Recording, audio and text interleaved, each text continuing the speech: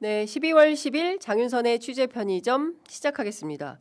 오늘 세계 인권 선언일이네요. 예, 여러분들 주변에서 인권 침해 사건 있으십니까? 네, 취재 편의점에 제보해 주시면 되겠습니다. 많은 분들께서 반갑습니다. 수고하십니다. 응원합니다. 네, 응원 메시지 주시고 계십니다. 기자님 목 아프시겠다. 어째? 이렇게 말씀 주신 것 같습니다. 제가 잘 안 보여가지고요. 목은 많이 아픕니다. 네, 여러분들의 성원으로 더욱더 열심히 목 관리하면서 취재 현장 열심히 뛰고 보도하도록 하겠습니다. 자, 오늘 첫 번째 준비한 소식 우선 영상으로 만나보시겠습니다.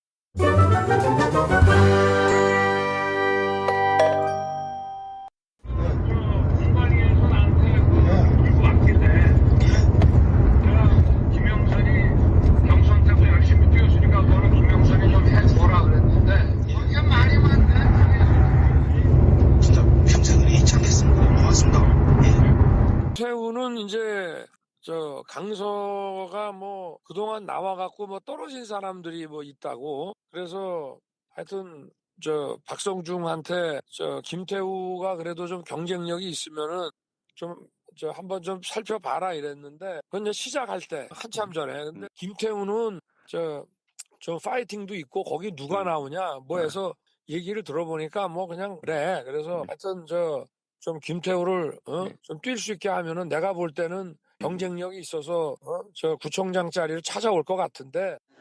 지금이니까 내 이야기한데 내가 서울시당 위원장이고 그때 인수위 간사였잖아. 강수도 밀어붙이고 상황이 강수도 밀어붙이고 지금이야 밀어붙이고 다 밀어붙여가지고. 앞서 보신 영상은 더불어민주당이 지난해 10월 31일 공개한 내란숙의 윤석열의 김영선 전 의원 공천 개입 정황이 드러난 녹음 파일입니다.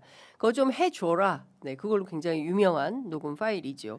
2022년 5월 9일 그러니까 대통령에 당선이 되고 당선인 시절에 취임식 바로 하루 전날 5월 9일입니다. 그날 공관위에서 나한테 들고 왔길래 김영선이 경선 때부터 열심히 뛰었으니까 그거 좀 해줘라. 뭐 이렇게 사실상 공천 개입에 딱 떨어지는 증거에 해당하는 녹음 파일이 나온 것입니다. 이것만은 아닐 것이다 라고 했는데 또 있었습니다. 어제 JTBC 단독 보도로 2022년 지방선거 당시 서울 강서구청장 후보로 검찰 수사관 출신이죠. 김태우 전 행정관을 좀 살펴봐라 라고 한 육성이 다시 또 나온 것입니다. 이 녹음 파일은 2022년 4월 말 된 걸로 대통령에 당선이 되고 취임식을 앞둔 당선인 신분으로 2달 뒤 있을 지방선거 공천에 사실상 직접 개입한 정황으로 볼 수밖에 없는 증거가 또 나온 것인데요. 복기해 보면 22년 대통령 선거가 3월에 끝나고 그리고 취임식이 5월 10일에 있고 그리고 바로 이어서 6월 지방선거가 예정이 되어 있었는데요. 지방선거와 그리고 재보궐선거에 직접적으로 공천에 이 사람 이렇게 직접 다 꽂은 거 아닌가라는 의심마저 드는 상황입니다. 실제 지방선거 재보선 당시에 경남 창원 의창에 김영선 좀 해줘라 한 거고 서울 강서구청장 김태우 좀 알아봐라 이렇게 한 거거든요. 실제 이 연락을 직접 받은 사람은 박성준 전 국민의힘 서울시당 위원장입니다. 지금은 산자부 산하기관인 한국생산성본부 KPI 아시죠? 한국생산성본부 회장을 맡고 있습니다. 박성중 전 의원이 지인들에게 윤석열 전 대통령이 당시에 공천을 압박한 것은 사실이다라는 설명을 한 것도 어제 JTBC가 직접 공개를 했습니다. 인터뷰는 한사코 거절을 하던데 이런 말을 하죠. 내가 서울시당 위원장이라고 그때 인수위 간사였잖아. 강서도 밀어붙이고 JTBC가 살짝 불러 처리를 했는데 땡땡도 밀어붙이고 다 밀어붙여가지고 라는 말을 합니다. 아마도 강서 말고 그 밖에 다른 지역이 또 오늘 추가 폭로되지 않을까라는 생각이 좀 드는데요. 명태균 씨가 이미 밝힌 바 있습니다. 경남, 강원, 충북 광역단체장 공천과 관련해서 수차례 언급한 바 있는데요. 이후에 또 어떤 공천 개입 정황이 녹음 파일로 나오게 될지는 현재로서는 알 수 없다. 그러나 없진 않을 것이다 라는 생각이 좀 들기도 합니다. 김태우 전 강서구청장 아시는 것처럼 검찰 수사관 출신이고 문재인 정부 때 청와대에 들어갔다가 민정수석실에서 있다가 무슨 제보 공익제보라는 형식으로 나왔다가 국민의힘과 이렇게 정치판에 뛰어든 사람이지요.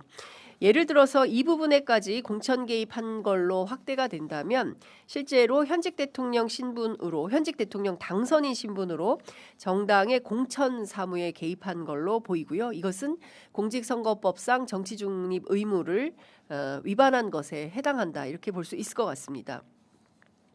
그동안 우리 법원은 공무원의 정치적 중립에 대해서 매우 엄격하게 판단을 해왔습니다.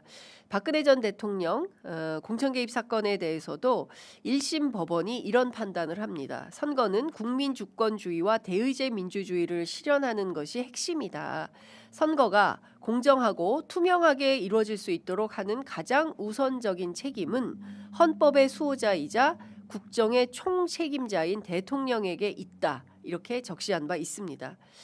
이 두 문장에서 내란 속에 윤석열을 대입하면 어느 것 하나 자유로울 수 없다. 헌법의 수호자인데 헌법을 지키기로 했습니까? 국정의 총책임자인데 국정 운영을 제대로 하기로 했습니까? 선거, 대의제 민주주의를 형해화시키고 본인이 원하는 인물을 내리꽂은 이런 정황까지 드러난 것이기 때문에 이에 대한 법률적 책임은 면케 어렵다라는 말씀을 드릴 수밖에 없습니다.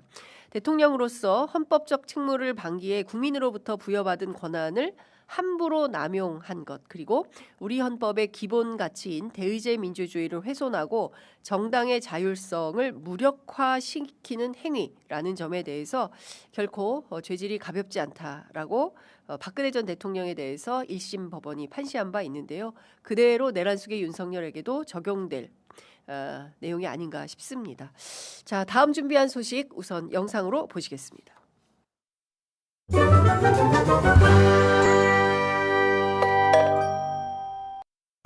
그리고 언제나 잊지 말아야 될 것은 이 나라는 소수 권력자들의 것이 아니라 국민의 것이라는 사실입니다. 이해관계가 충돌하고 또 국민을 위한 정책 또는 입법 과정에 약간의 갈등과 부딪힘이 있더라도 국민의 뜻에 따라서 필요한 일들은 해나가야 되겠습니다. 저항이 없는 또는 갈등이 없는 변화는 변화가 아닙니다. 당연히 이런 쪽은 잃기 싫어하고 부당한 것을 개선하려는 쪽은 욕구가 있기 마련인데 이 두 가지가 일치할 수 있겠습니까? 그래서 개혁이란 본래의 뜻이 가죽을 벗긴다라는 거라고 합니다. 아프다는 거죠. 탈피를 하기 위해서도 아프지 않습니까? 그래서 우리 사회가 좀 더 나은 방향으로 또는 불합리한 점을 개선해서 정상화시키려면 약간의 갈등과 저항은 불가피합니다. 네, 어제 국무회의 장면입니다. 이재명 대통령 어제 열린 국무회의에서 원래 개혁이라는 말의 뜻은 가죽을 벗기는 것으로 그만큼 아프다라고 얘기를 했습니다.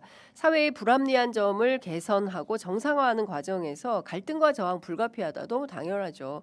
네, 한쪽은 개혁을 하려고 하고 한쪽은 개혁에 반개혁으로 개혁을 안 하려고 할 때 양자 사이에서 저항과 갈등이 생기는 것은 너무나 당연한 일이다라는 얘기를 한 겁니다. 이걸 이겨내야 변화할 수 있는 것이고 그게 바로 개혁이다라고 얘기를 했습니다. 물론 강유정 대변인은 이재명 대통령의 이 말에 담긴 속뜻이 사실상 내란 전담 재판부 특히 사법개혁에 있어서 우리 법원이 격렬히 저항하고 있는 것을 에둘러 표현한 거 아니냐라는 기자들의 질문이 있었는데요. 그에 대해서 대통령이 사법개혁에 대해 개별적 말씀은 따로 없으셨다라고 전했습니다. 정부 출범하면서 여러 개혁 과제들을 밝혔는데 이 과정에서 불편함과 조율해야 될 부분은 나타나기 마련인 것이고 그런 부분에서 마찰과 조율, 조정을 해 가야 되는 것이 정부의 해야 할 일로 언급하신 걸로 이해해달라라고 기자들 기자들에게 설명을 했습니다. 강유정 대변인의 취지는 꼭 사법 분야, 법원을 겨냥한 것은 아니다라는 취지의 설명인데요. 최근 내란 전담 재판부 설치법 추진과 관련해서 가장 비판의 맨 앞열에 서고 있는 것은 바로 법원이죠.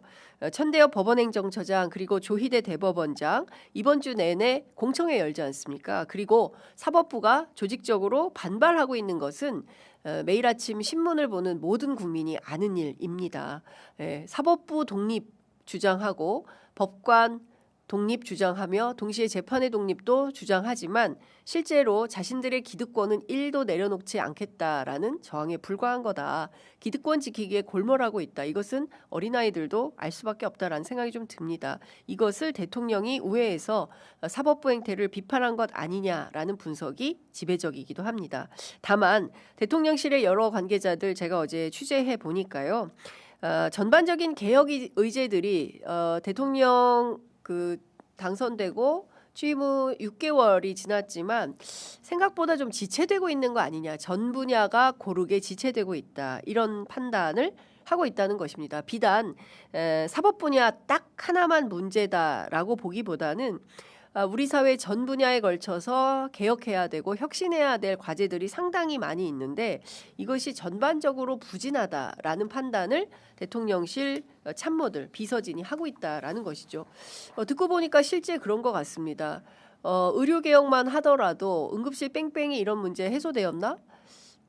다시 한번 취재 점검해봐야 될 것 같은데 싶고 공공의료 개혁을 해야 되고 공공의대도 설립이 돼야 되고 이거 되고 있나? 지금 원점에 있는 것 같은데, 그죠? 그리고 의사증원 문제 어떻게 되는 거지? 또 이것도 좀 살펴봐야 될 것 같고, 교육개혁과 관련해서는 1도 진도를 나가지 못한 것이고요. 뭐 다양한 여러 가지 개혁 이슈들이 많이 있지만 우리가 내란 척결을 위해서 법원, 검찰에 집중하다 보니 그 밖에 다른 사회개혁 의제들을 좀 놓치고 있다라는 생각이 좀 들었습니다. 그런데 역시나 대통령실 참모들 사이에서는 전반적으로 개혁 지체 현상이 있어서 이걸 어떻게 하면 빠르게 그리고 적확하게 제대로 꼼꼼하게 잘 할 수 있을까 그 부분에 대해서 목하 고민 중이다라는 얘기를 제가 어제 들었습니다. 관련해서 어제 대통령께서 이런 말씀도 하셨습니다. 입법을 두고 견해를 달리하는 부분이 많이 있는 것 같은데 국민적인 상식과 원칙을 토대로 주권자 뜻을 존중해서 얼마든지 합리적으로 처리할 수 있다라고 강조하기도 했습니다. 이재명 대통령 어제 정청래 대표 그리고 김병기 원내대표와 함께 111일 만에 만찬 회동을 열었습니다. 이 자리에 장동혁 대표도 같이 오셨으면 참 좋았을 텐데 당정간 이렇게 대표 회동만 있었다는 것이 좀 아쉽기도 합니다. 이 자리에서 이재명 대통령이 이런 얘기했다고 하죠. 개혁입법은 국민의 눈높이에 맞게 처리됐으면 좋겠다. 이렇게 당부한 것으로 전해집니다. 민주당의 박수현 수석 대변인이 만찬 회동 직후에 오후 10시 23분 기자들에게 배포한 서면 브리핑이 있는데요. 이 서면 브리핑을 통해서 대통령이 개혁입법은 국민 눈높이에 맞게 처리되면 좋겠다 이렇게 전달을 했다는 것입니다. 국정 전반 특히 민생에 대해서 많은 대화를 나누었다라고 전하기도 했는데요. 속도를 내기보다는 치밀하고 꼼꼼하게 그리고 만일의 사태에 대비하면서 가라 이런 당부로도 들립니다. 어제 매불쇼에 우상호 정무수석 출연했습니다. 이 자리에서 내란 전담 재판부 구성과 관련해서 이재명 대통령의 뜻은 2심, 항소심부터 하면 좋겠다라는 거라고 밝혔다고 하는데요. 실제 1심과 관련해서 벌써 얼마 안 남았습니다. 다음 달이죠. 다음 달이 벌써 2026년 1월입니다, 여러분. 네, 연말 실감하고 계십니까? 내년에 한덕수 재판은 선고가 나고요. 직위원 재판도 결심 그리고 선고가 늦어도 2월 법원 인사, 정기 인사 전까지는 한다라는 입장이니까 그건 좀 지켜보고 하는 게 좋겠다라는 게 대통령실 또 대통령의 판단이 아닌가 싶습니다. 어제 최저임금에 대해서도 입장을 밝혔는데요. 그거 잠시 먼저 들어보시겠습니다. 정부도 사실 2년 지나면은 정규직 된다고 이 1년 11개월 만에 다 해고하죠. 계약도 아예 1년 11개월만 하죠. 또 퇴직금 안 주겠다고 11개월씩 계약하고 있어 지금 전부 다. 그리고 한 달 쉬었다 다시 채용하죠. 정부가. 나는 민간이 그러는 거 이해해요. 돈 벌어야 되니까. 정부가 그러면 됩니까? 똑같은 일을 하면 똑같은 조건을 못 해준 망정 불안정하고 힘없다고 적게 주면 되겠습니까? 너무 공감되지 않습니까? 힘없다고 적게 주면 되겠습니까? 대통령 저도 같은 생각입니다. 그러면 안 되죠. 더 줘야죠. 예. 자, 이재명 대통령은 정부에서 일하는 노동자들에게 최저임금이 아닌 생활이 가능한 수준의 적정임금을 지급하라고 지시했습니다. 공공기관, 지방정부 할 것 없이 왜 사람을 쓸 때 꼭 최저임금만 주냐. 기업은 돈 벌기 위해서 사회적으로 용인되는 안에서 최저로 임금을 주고 이익을 취하는 심정도 이해는 하는데 정부는 돈 잘 쓰는 게 의무인 조직 아니냐. 그런데 왜 사람을 쓰고 노동에 상당한 임금을 안 주고 최저임금을 주느냐라고 반문을 했습니다.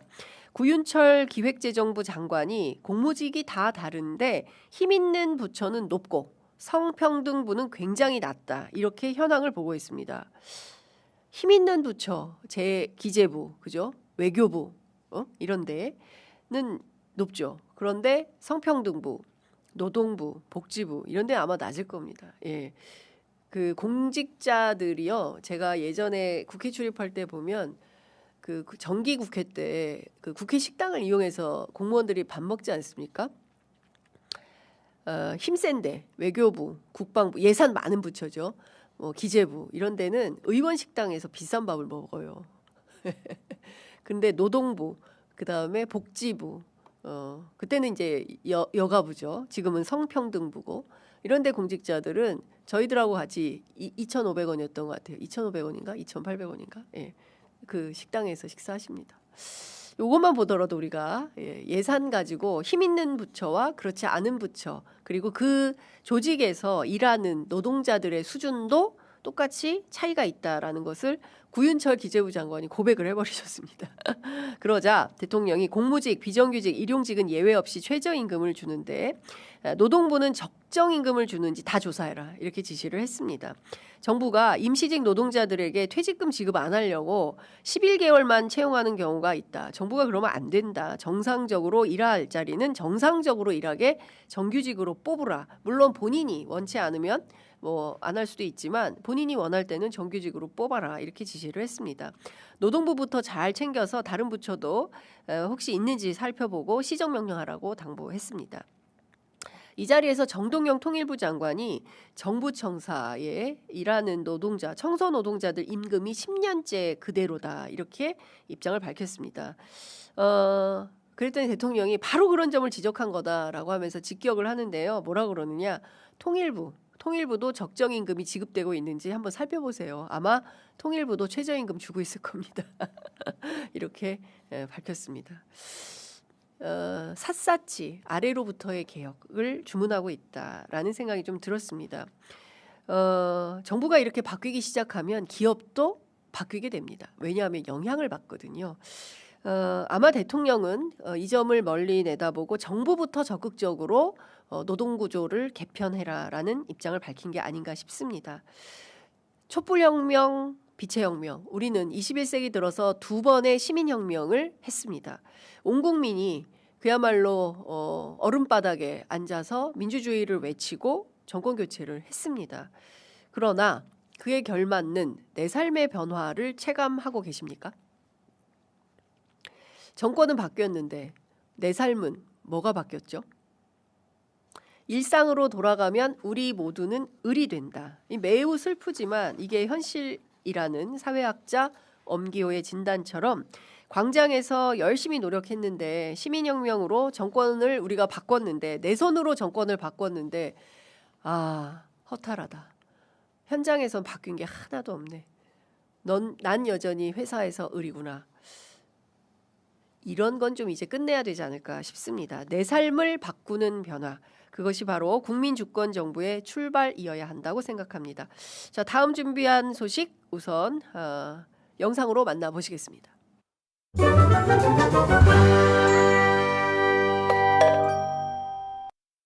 종교단체 정치 개입하고 그 불법 자금으로 이상한 짓 하고 하는 거 해산 방안 검토하라고 한 거 하셨어요? 예, 검토해서 보고서 제출했고 그 다음 주 국무회의에서 보고하는 것으로 계획이 언제 보고서 내셨어요? 저번 주에 제출했어요. 난 못 받았는데. 아마 전달이 잘 안 된 모양입니다. 결론이 뭐예요? 결론이 여기 공개적인 장소에서. 아니 해산 가능한 거 아닌가 보다. 다른 얘기는 나중에 하더라도. 그러니까 그 헌법 문제라기보다는 현재로서는 이제 민법 38조에 해서 적용 문제이고, 근데 그게 이제 종교 단체가 조직적으로 굉장히 그 심한 정도의 위법 행위를 지속했을 때 해산이 가능합니다. 그렇기 때문에 실태가 그에 부합하는가가 일단은 확인이 돼야 될 것 같습니다. 네, 이재명 대통령이 어제 국무회의에서 종교단체 정치 개입 반사회적 행위 재단은 해산시켜야 한다 이런 입장을 밝혔습니다. 개인도 범죄를 저지르고 반사회적 행위를 하면 제재가 있는데 법인체도 헌법과 법률에 위반되는 지탄받을 행위를 하면 해산시켜야 한다.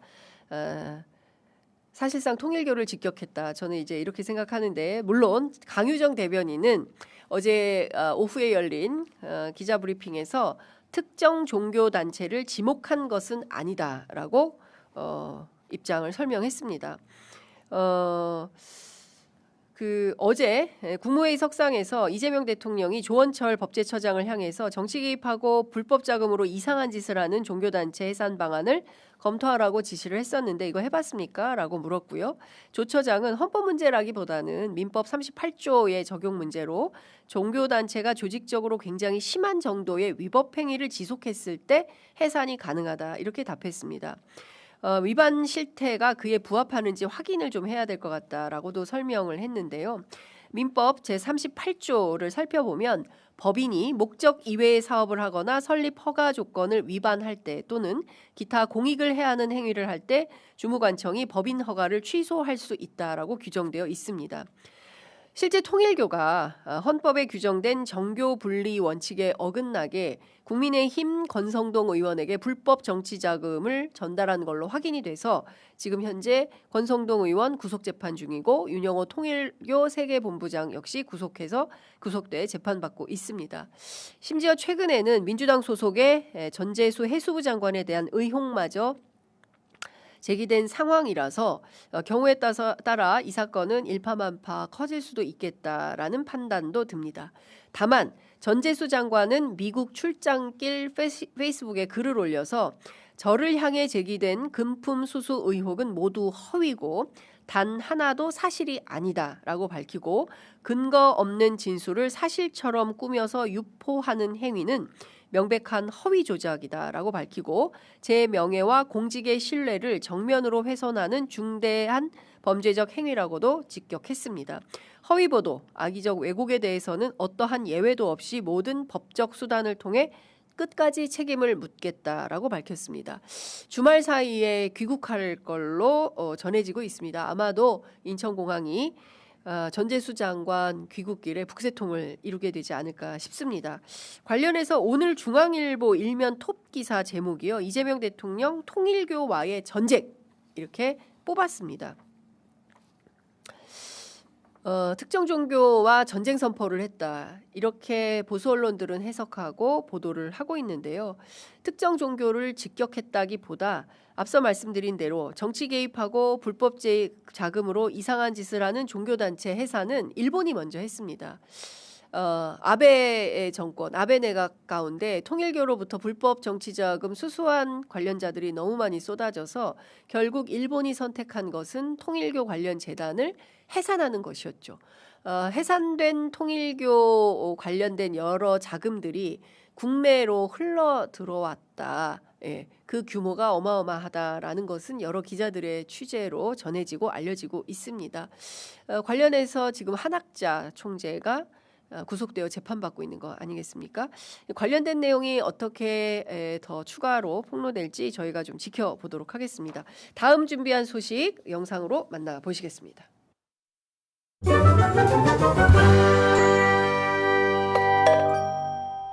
무선 마이크가 있어요 여기? 네? 아니 무선 무선 마이크가 있으면 유튜브 방송 같은 거 하는 거 잘 모르면 좀 가 있어요. 아니 무선 마이크가 있냐고. 예? 뭐를?